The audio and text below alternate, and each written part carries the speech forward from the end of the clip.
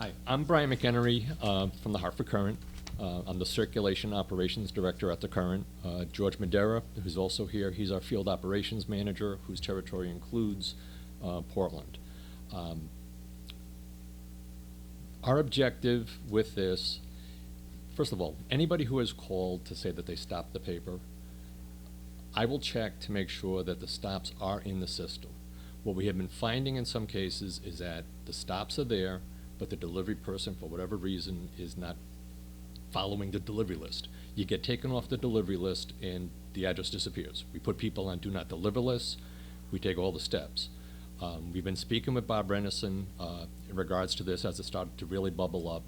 I know that there are some people, when I was looking over our complaints, that some people have called multiple times. That's unacceptable to us. There's a contract that we have with Renison LLC, and there are certain parameters within that contract that he's supposed to make sure that him and his independent contractors that he has perform the deliveries fine. What we want to do is be able to work with everyone. We have a commitment to we want to be a good neighbor. We don't want to be an imposition to anybody. That gets down to the level of making sure that any folks that are calling in, that we stop. It was mentioned that we do have customers who, for whatever reason, might not get a product on a given week, that they call in saying, I missed. There have been, since we started, there have been 10 complaints that we have gotten directly from a store where they've gone to the store to say, I didn't get it this week, and then we hear from the local grocer saying that it didn't happen. We have to react very quickly to that.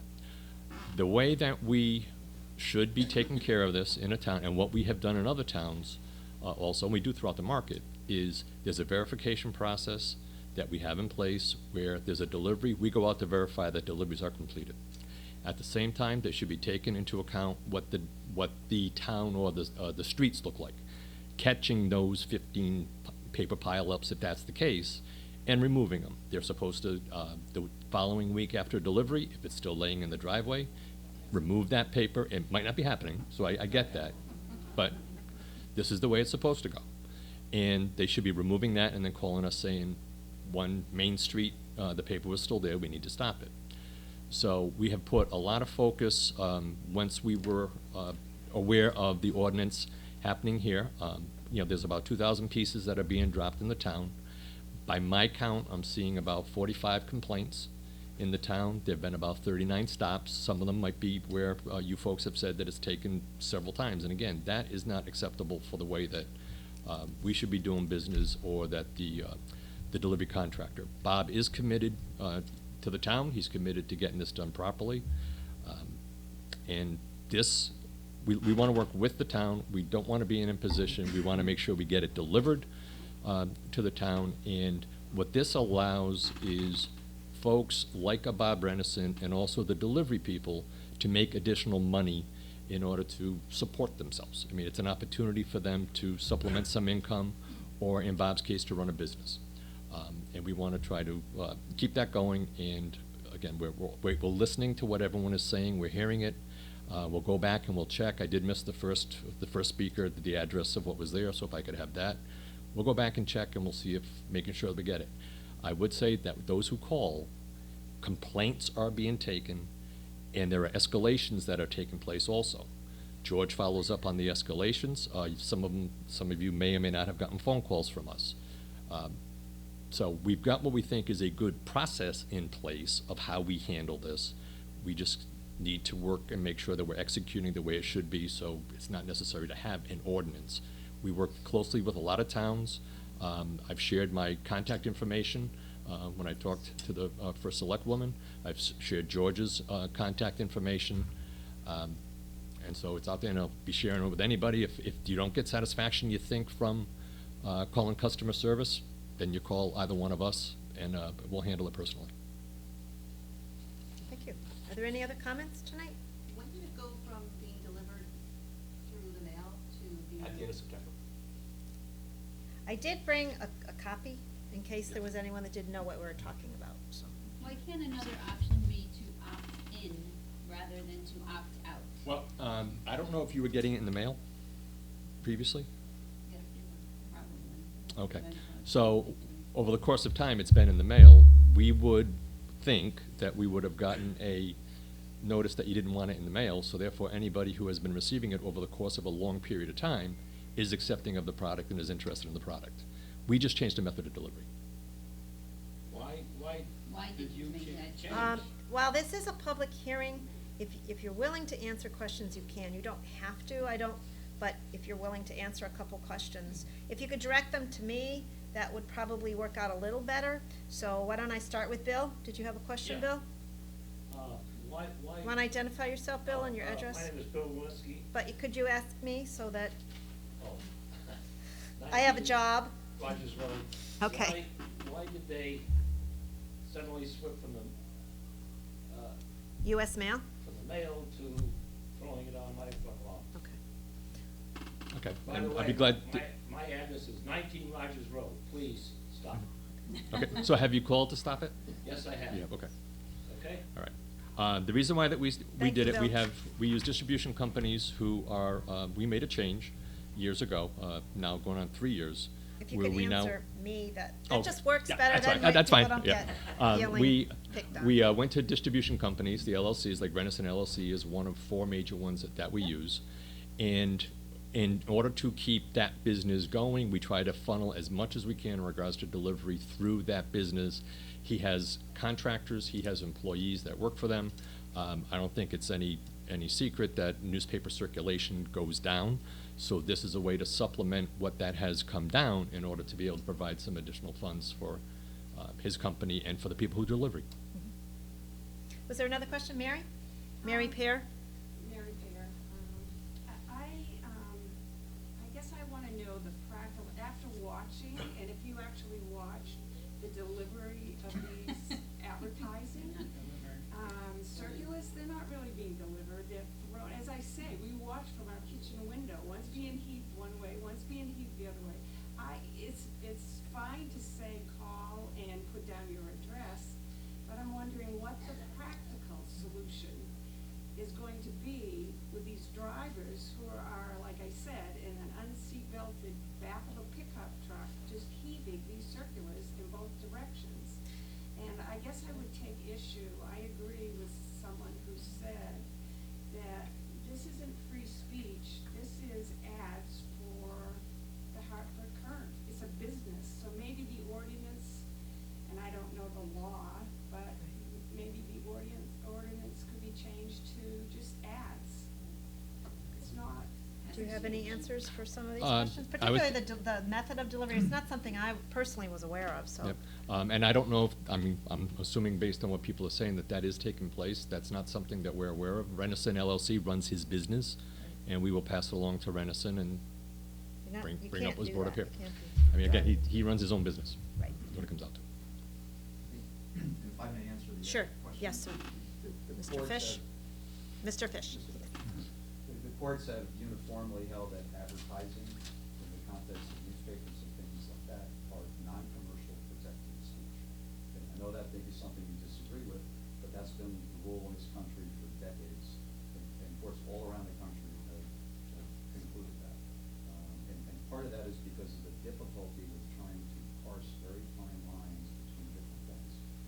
But it's a very standard, common rule that advertising is protected free speech. My address is 19 Rogers Road. Why don't you come over and pick it up, okay? Yep. I have noted there are 2 other selectmen that are here. Kitch Cernicki is here, reply. and Ben Serb is here as well. No reply on that? I didn't realize you were addressing me. No, I Yes, don't. we am. I don't 19 pick up- Rogers Road, and I think We'll take a look. you took, Yeah. we will make sure. Ann? And Hodge, 11 Florida Heights, I think, just as a resident who has a driveway that goes kind of, it's always interesting to try to get anything. Trying to go 2 different directions to pick up the papers can be very disconcerting in the morning, but, the bigger issue for me is, you never know where it's gonna be, number one.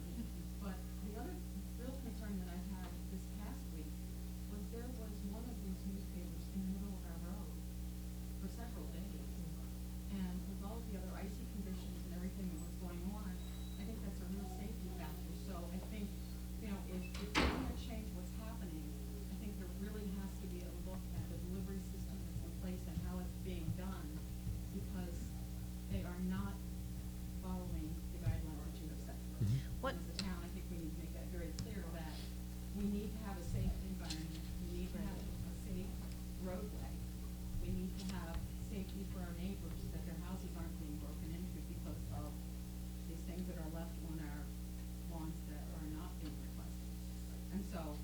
understand the freedom of speech, but I also understand my right as a citizen to be safe from burglary and safe on the road, that I'm not gonna come around the curve and not see a paper and slide into somebody's house because I slipped on a furnace that somebody left in the middle of the road.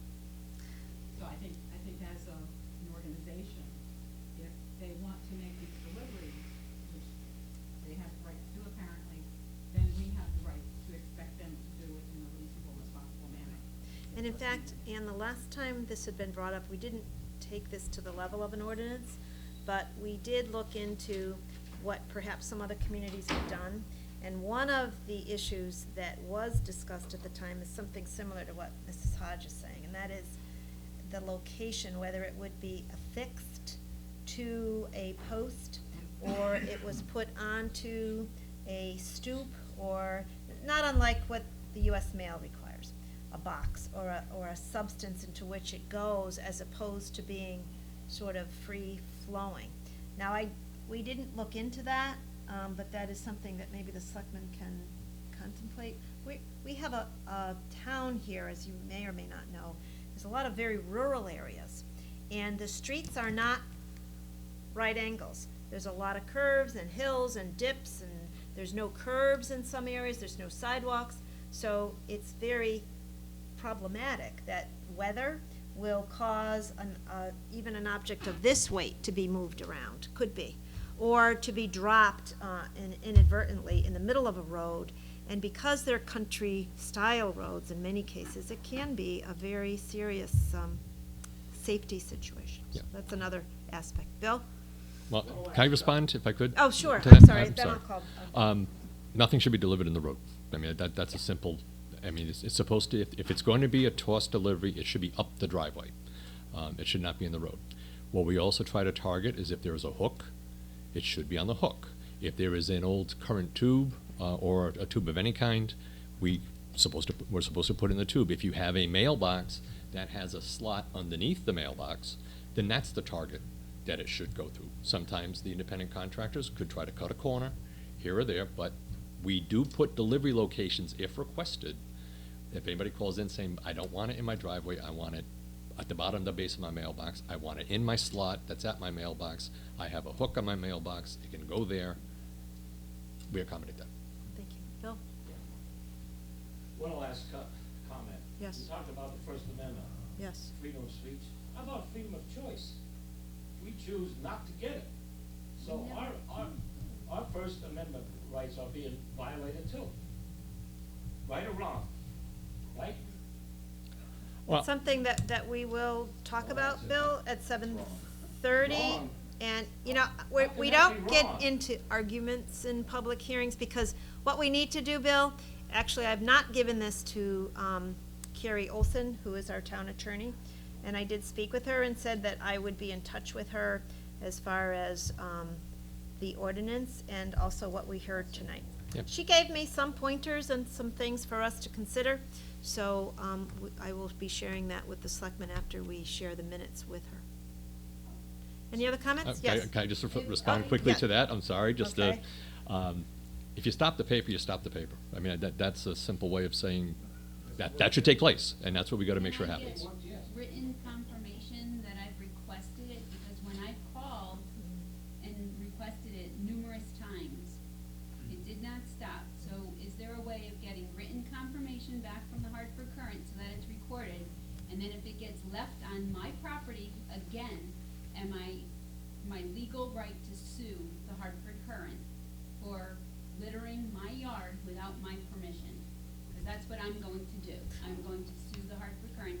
I'm just Google searching this, and other towns have done that. Not in this state, but in other states, where people have requested not to receive literature like this, and they will sue. They've requested it, they've received written confirmation, which is what I'm requesting tonight, or from somebody shortly thereafter, and if it does continue to be delivered, I will sue the Hartford Current. We'll have that recorded in the minutes, Sharon, that question for our attorney. And can I also just Yep, mention and there? then we'll go to I will Shirley. check, and if you're not, again, we may or may not have you, I'll have to check. We should not have you on the delivery list If a delivery is being done by somebody connected with the distribution company who's servicing the area, the owner of the distribution company is responsible. We have a contract with them that says they are responsible. They acknowledge that any damages are to them, not to us. And so it's our job, and we have, in some cases, removed distribution companies who haven't been fulfilling their contracts. I will tell you that, I don't have the exact number, because we get a lot of calls in my office, but many residents have called my office to say that they have tried diligently, and the response has been not to their liking. And as a result, Michelle Sapaglia, who works with me in my office, has emailed customer service, and the feedback has been coming from the first selectman's office, the distribution has stopped. And that shouldn't be the case. It should be when there's a request. Yep. Shirley, then Mike. Shirley?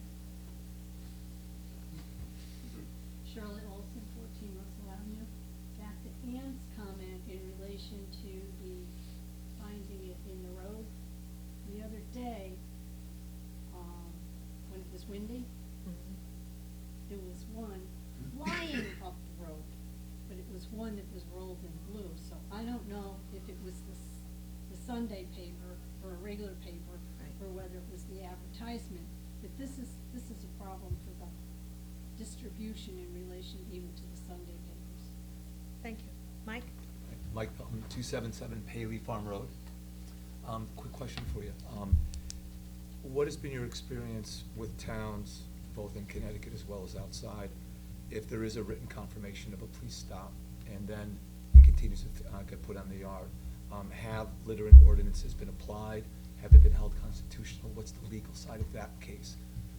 Because obviously the whole issue is we're trying to solve that, and obviously if you guys tighten up your customer service and people that don't want it don't get it, that's obviously what we're trying to do. But what's been your experience with that? I have no experience with that. I've not seen an opt-out ordinance, which is the premise of your question.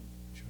I think from our perspective, because we had a discussion about it, we wouldn't have a fundamental problem with it. I do think there are still constitutional issues, not for us, but for others, because to make it content neutral, you gotta think about the political campaigns. How do they manage the opt-out process, right? Because it becomes very complicated and a slippery slope, because whatever you decide has to apply to every type of written communication delivered on. That's the social link there. Otherwise, you have problems. So I've not seen an opt-out ordinance anywhere. I did a quick little Google search and couldn't find one. I've never heard of it. I can imagine with enough work, you might be able to make it work. Certainly from our perspective, as we've talked about, we want to correct the opt-out problems. So an ordinance that is consistent with that would work. I would note that if you called, as Brian was explaining to me today, it doesn't happen like this, right? Because this is 200,000 papers, it's an automated system. So to put it into the system and work it through can take a week or two. But we should be also notifying folks of that as they call, that's how long it would take, is what our reps are trained to do. Yeah, so if you had an ordinance, for example, that required an opt-out to be effective on 24 hours notice, that would be a problem. Right, but something within reason or reasonable. Right. So it's possible, but I've never seen it, so maybe there's a reason for that. Cutting it fully the way. Yes. And I do a lot of First Amendment law, I've done it for over 30 years. Thank you. Yes. Somebody referred to political. Right. Yep. I can tell you that through this election that we had, I never received any political paperwork thrown on my property, on the ground, or anything like that. Have I been visited by some Jehovah's Witnesses? Not recently, no. They have come to the door. Yes. And the paper, I've never again found something like Philadelphia. I've never found anything thrown in our yards, seen in our neighborhood.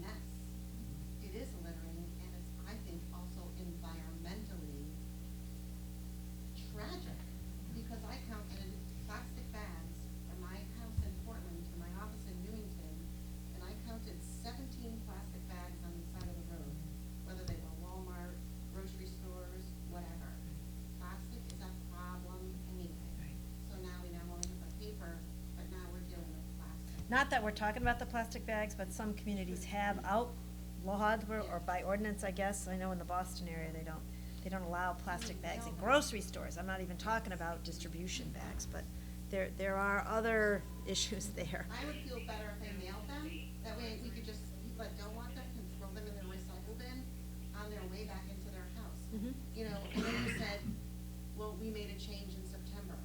That's vague, why?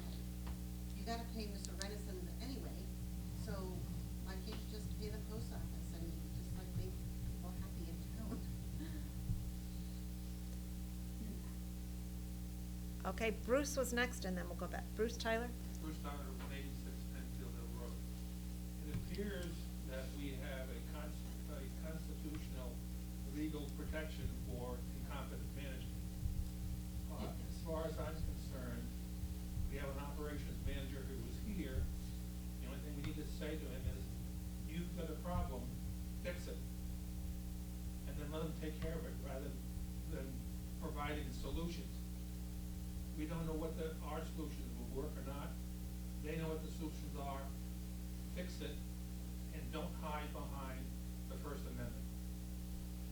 Thank you, Bruce. Kitch? Susan, I have a question that has to do with, first of all, I have a Hartford Current too on my property. I also have a very long and curvy driveway. My ads are never in my tube. They've never been in my tube. They're thrown on the lawn or into the driveway. I've lived in town for 11 years now. I have never seen political advertising thrown on anyone's lawn. I think that people who run for office in this town do a very good job of putting stuff on in doorways, or ringing doorbells and providing residents with information. I guess I agree with some of the comments that have been made as to, you might have a method where you could survey folks and find out, do they want to opt out? I think that the onus to find out who wants to be in and who wants to be out is actually on you, not on us.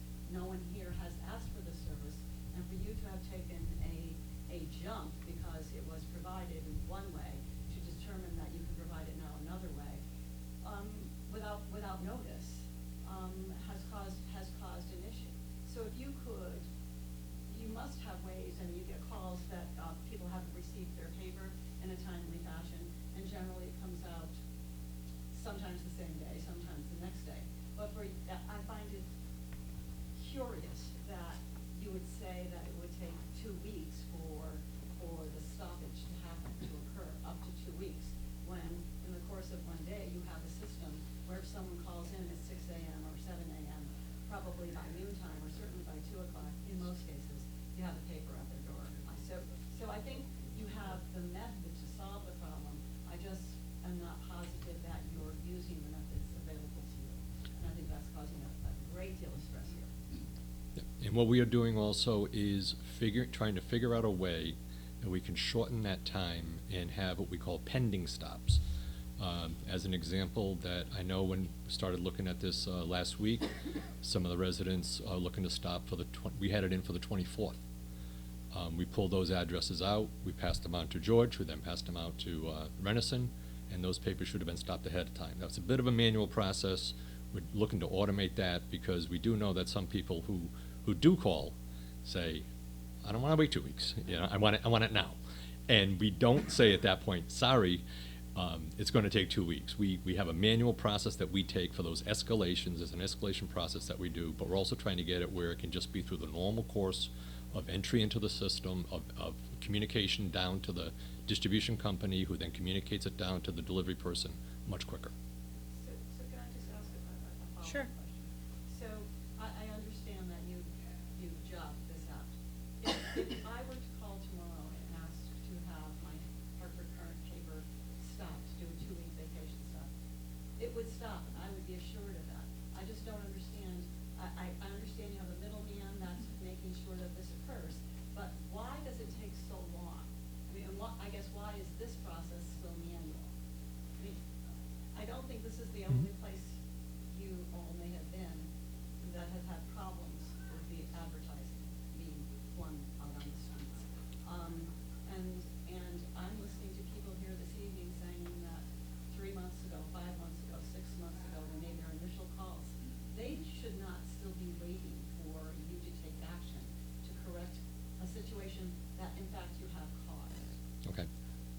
like I said, check the addresses.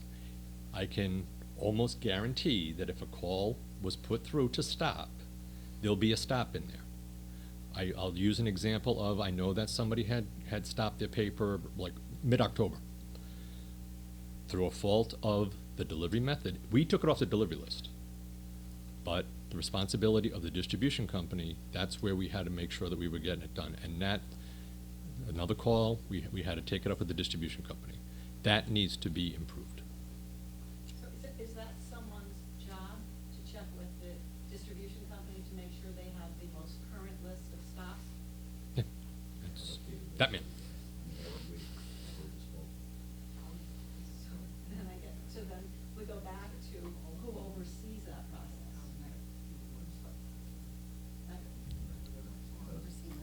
That would be the distribution company.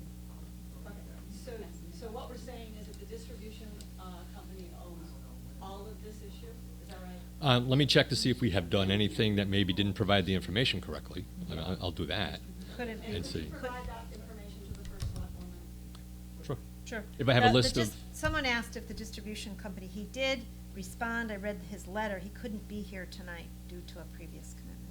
Did you have another, was there another question over here? Yes. When I said I wanted written confirmation. Yes. From the Hartford Current, it sounded like they passed the buck to the distribution company. So will I be getting confirmation from the distribution company then, and/or the Hartford Current, that Mhm. I am opting out and will never receive a paper again? I don't, I need an answer to that. Did you That's want to not something I respond? can answer right now. Can't answer tonight, but it's recorded in the minutes for me to get an answer Thank you. for the selectmen and then in turn for you. Thank Yes. you. I just also want to just say one other thing, that as a small business owner, we have a lot of subcontractors that do work for us. Sure. And I supervise our subcontractors because they're a representation of my company. Sure. And my reputation, it's not good for your Mhm. reputation.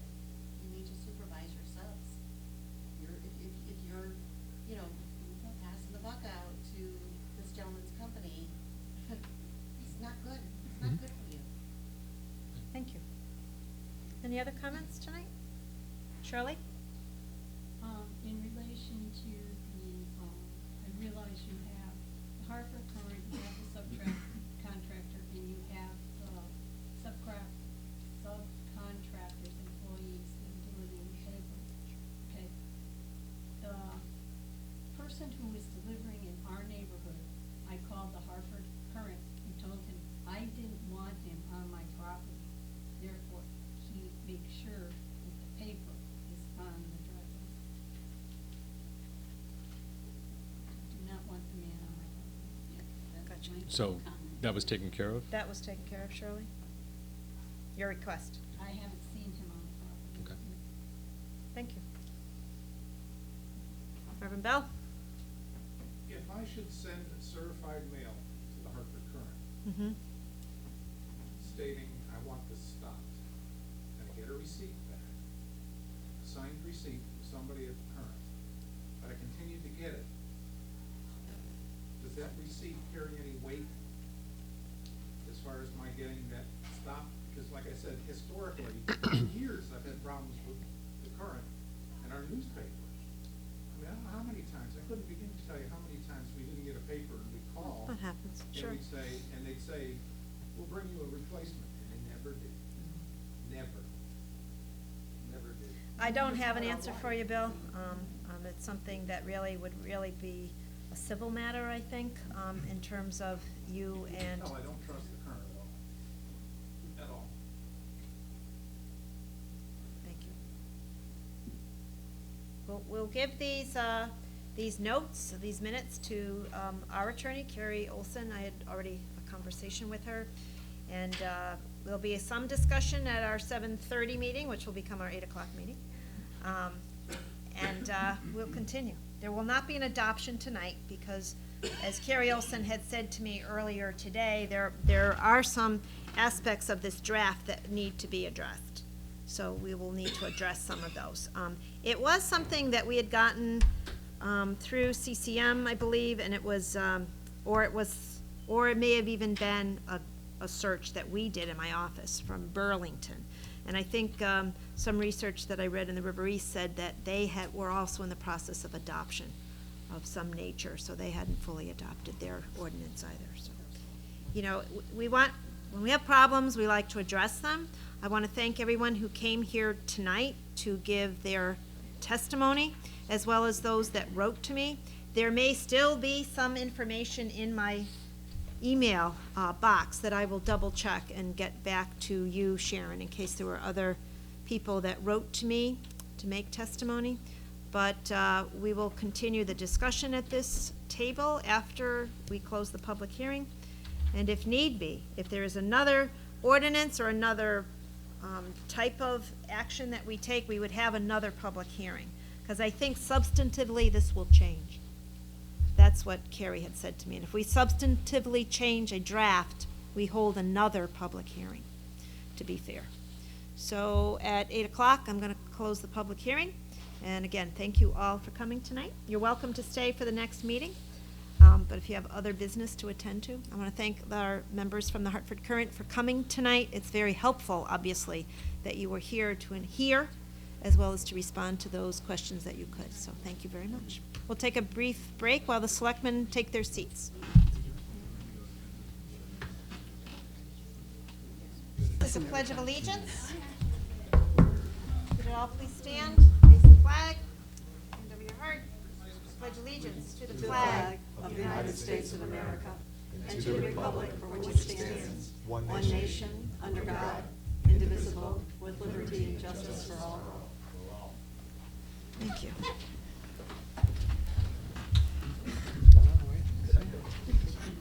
Day after Valentine's The Day. next item is approval of minutes. Are all the microphones on? Are we all set? Yep. Yep, okay. I did have a implored request, I will say, from one of our residents who contacted me today. And she asked that each of the selectmen please speak into their microphones because they can't hear you.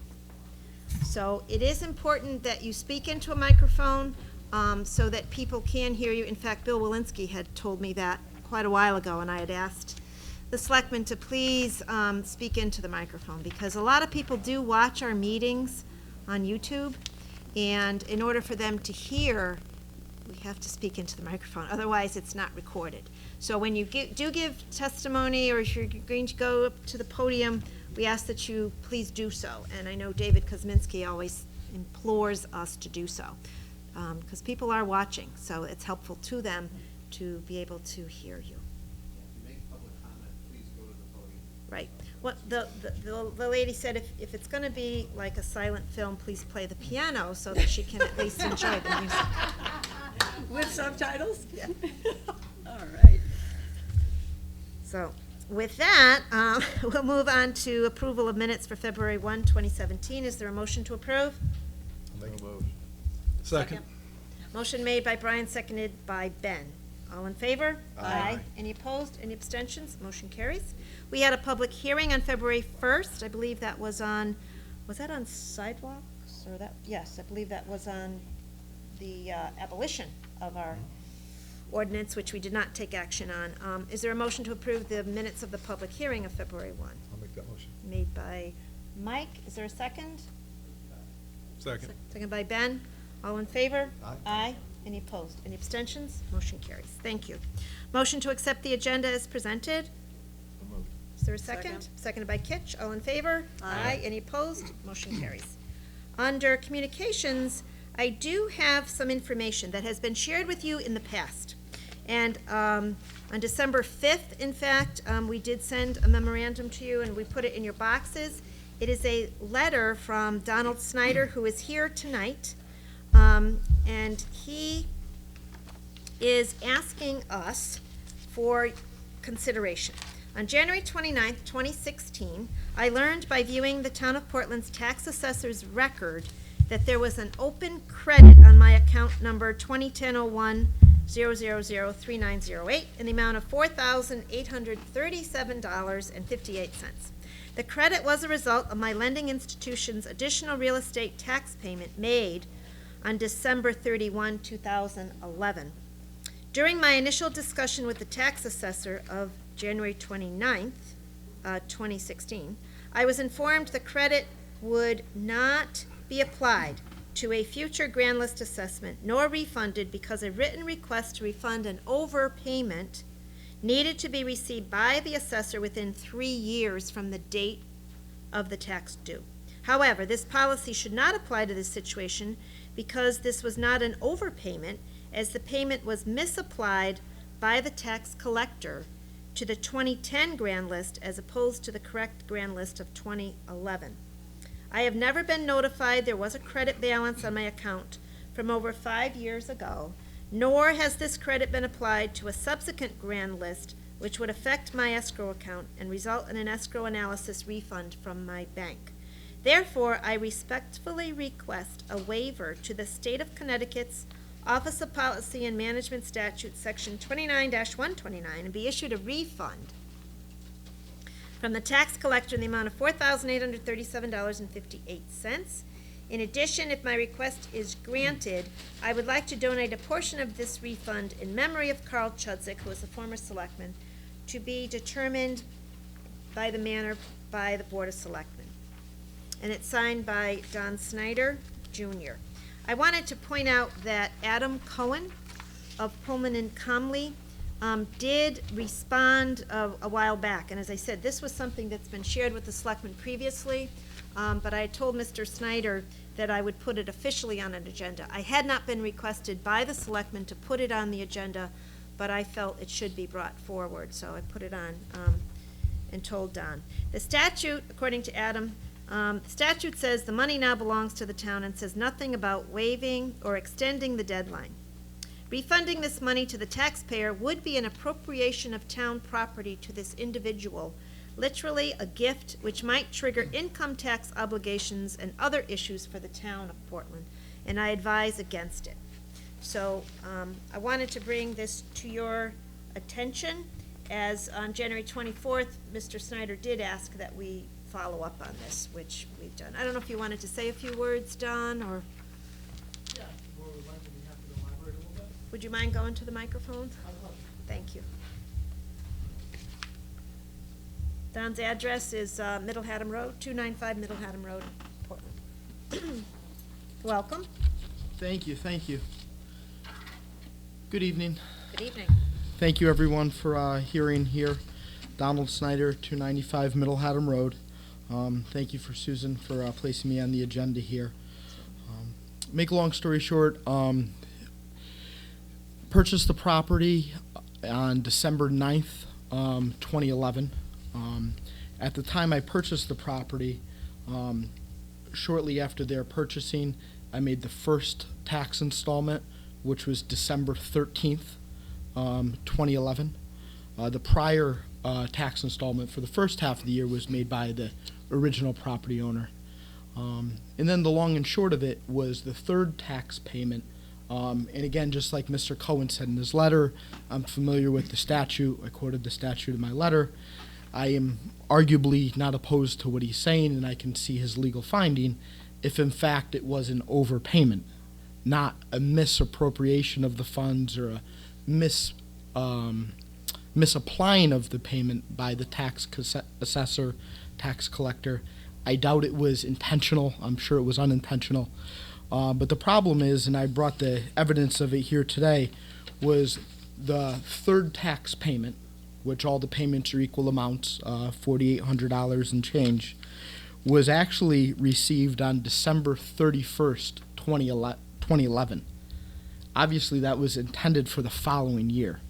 The escrow folks probably never in their right minds thought anyone on December 31st on, New Year's Eve is going to be working at the tax collector desk, and they're going to apply that to the last year. Maybe the mail was running ahead, maybe they factored where it just comes in after the first of the year. So again, it was misapplied, and that's truly the case here. It wasn't an overpayment. It's not an overpayment by, $50 or a small fee. This is, half of the year, $4,837.58. Again, just simply misapplied. So, Mr. Cohen's analysis and his comments, that was, kind of him to look into it, but in my opinion, is truly not applicable here because that is not the situation. Again, it was a misapplication by the tax collector, not looking to point fingers or, fault anyone in this. And I truly thought, as you all know, unfortunately, Carl passed while he was serving on the board, as you all are kind enough to do for us. And I figured we could take a negative misfortune and in many regards and financially on my end, and you folks would have the power to give it a good possible, a good twist where we could, if you wanted to do a scholarship fund, or I'd leave it up to the board to your discretion if you wanted to start something in memory of Carl, or if you even have some other charities that you feel could benefit from this. I'd be up to get your thoughts, but I would be happy to go on the record saying I'd like to start some form of charity at your discretion with $1,000 from these funds. Okay? So if anyone has questions, I'd be happy to answer your questions. But again, a misapplication of the funds. I'm not sure if my questions are for Don, or I guess indirectly maybe back to Susan, who we might not be able to get an answer, but I just look at things from probably all different perspectives. But sitting here listening, I'm a little nervous on what happens if my grandmother overpaid and didn't know it.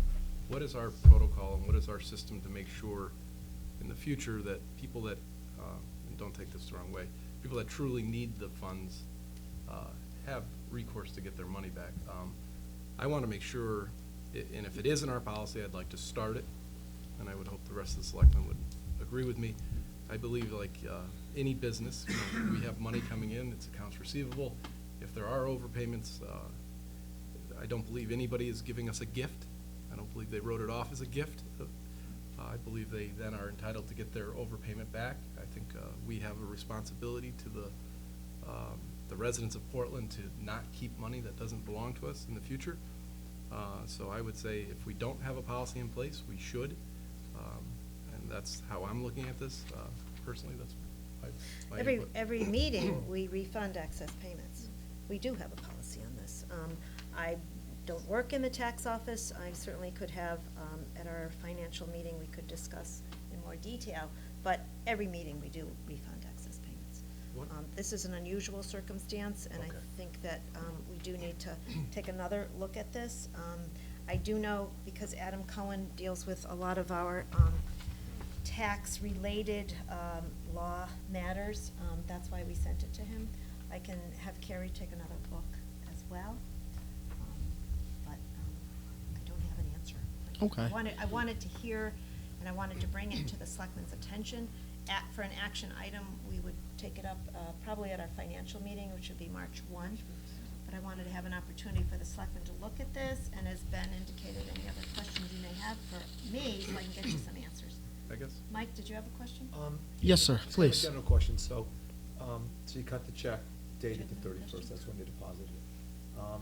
For the following year, you would have been short one payment, one of the two payments, because they applied the one you were paying for the first half of the year before. Did you ever get a notice from the tax assessor that said you're missing a $4,800 amount for the following year or the following year?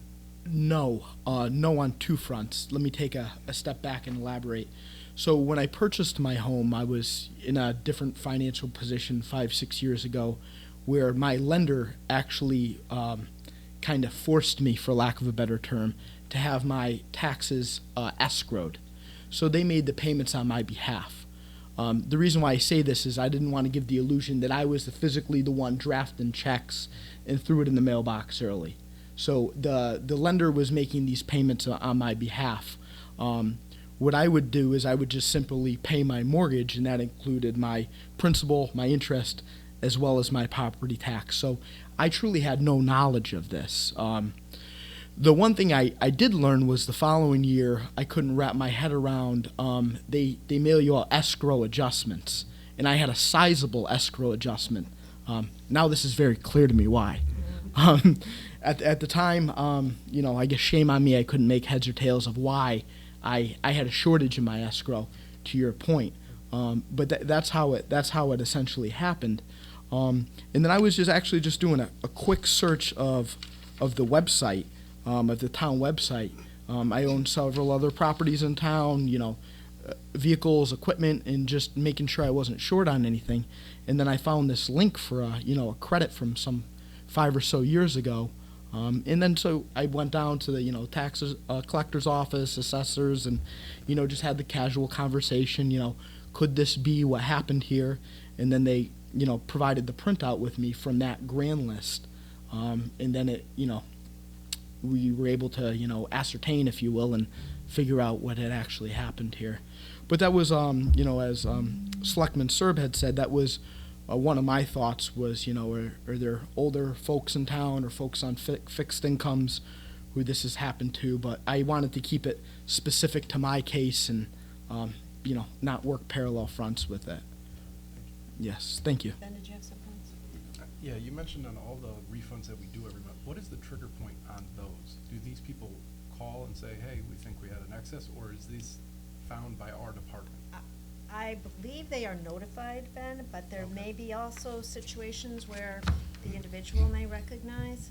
And you can see sometimes when they're sizable, Don, there is an explanation given by the tax office that it is an error that's been made. And we have to approve any overpayment. And they look at, I believe, 3 years back. I think there's a period of time. I'm not going to start quoting tax law because I'm not the expert. Yeah, no, that's fine. Just going by some of the memory. That's why I want to have the finance office look further into it.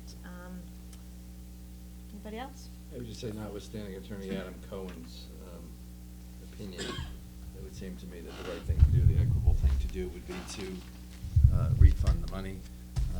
I think that they can all be consistent with the statute. He's paid in whatever it was, 2011, he continued to pay. His last payment could be an overpayment and should be refunded. Put it on the March 1st agenda. Thank you. And there was some And I'll talk. be in communication with you, Thank Don, you. as far as what I find out when I get back. Okay, and then the one last thing was there was some talk, I believe, in Mr. Cohen's letter that you read about, taxes or Right. interest, and I would not be looking for any interest. It would be Okay. the same money that was overpaid, obviously, or misapplied, if you will, in 2010. Thanks for coming out tonight, Don. Thank you. Speaking of money, there was another letter that I thought I had sent to you, and it has to do, I don't think you have a copy of it, but it has to do with a water main break at Quarry Heights Complex. And while Public Works says that they are not responsible, the Housing Authority did send me a letter in December, which I did share with you. And did Michelle put it in your packets? Yeah. I know, okay. So I'll read it. On October 27, 2016, there was a water main break at our Quarry Heights complex. I think technically it was a service line break. It wasn't an actual main break in the road, but rather to the facility. Valley Construction replaced the line on Friday, October 28, and when the water was turned on late that afternoon, several toilets overflowed. The damage was minor in all but 2 apartments. A toilet overflowed in an upstairs apartment, number 55, and water damaged the smoke detector in the apartment directly below, which was number 56. Maria Easter, who is their head custodian and maintenance supervisor, called Integrated Technical Services, who arrived at approximately 5 p.m. A temporary smoke detector was installed as parts were not available. On Monday, October 31, Integrated Technical Services returned and replaced the smoke detector. John's Painting repaired the living room and bedroom ceiling in apartment 56, and the cost of damages is as follows. ITS $1,441, John's Painting $300, maintenance staff overtime $176.32 for a grand total of $1,917.32. We followed all instructions given to us by Public Works Director Rick Kelsey. He spent the time to explain to Maria Easter what was needed to be done both before and after the repair was completed, which was very helpful. And I will say that the Public Works Department did make sure that they did all they could to assist with this particular matter. They had to make sure that the water was turned off properly and turned on, and it was in that process that this overflow occurred. At the request of the Board of Commissioners of the Housing Authority, I'm writing the letter to ask for reimbursement of these charges. Thank you for consideration, Jacqueline Frazee, Executive Director. Again, I don't expect you to make a definite decision tonight, but I wanted to bring it to your attention, so that you're aware. Whenever I get a request like this, I'll bring it to I you. have a question. Sure. Water mains get turned off all the time and turned Yep. back on all the time. Were these toilets used while it was off, and is that what caused? So then when they were turned back on, they went to flush and it overflowed. Has anybody asked, to me, that you can turn water on and off? Mhm. It shouldn't affect the toilet. I think there could be an underlying problem here. Could somebody ask Maria if that was the case? If the toilets were turned off, If then? the toilets were used What do you while mean the- by used?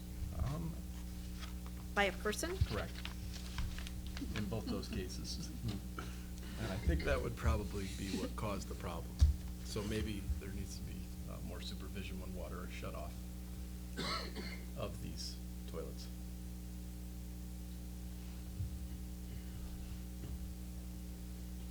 Any other questions? I don't have an answer. Unless there's a technical, if there's something technical that failed, I'd like to know that. I'd like to know what caused this. I think somebody. We'll get you somebody- some more yeah, information. Thank you. Okay. If you have any other questions on that, let me know. Okay, so that was communications. I also shared with the selectmen, and many of you may have read about the governor's proposed budget that has gone out to the legislature. And there are several concerns, obviously, in terms of the state budget and in terms of cities and towns. And I did give the selectmen a sheet that explains that, let's see, overall, if you balance and use their numbers, which, you know, these are all preliminary, but the numbers look like a loss of $517,062 for the town of Portland. But in particular, I want to point out that the request, which would be a payment you would have to make if this goes through, to the teachers' retirement fund of $966,127, which is a large sum of money, since we have never contributed to teachers' retirement before. In addition, the education cost sharing grant, which we're currently receiving $4,363,751, would be cut by $813,707. Some other accounts will go up, and some grants will go down, with the overall net effect of approximately the $517,000. But the way the budget is designed in this draft, some are going to different allocations. So some are going to general fund that may have previously gone to the education fund. In the case of the teacher retirement fund, I understand that it's actually would be expected to come out of the general fund. That's what some preliminary information was.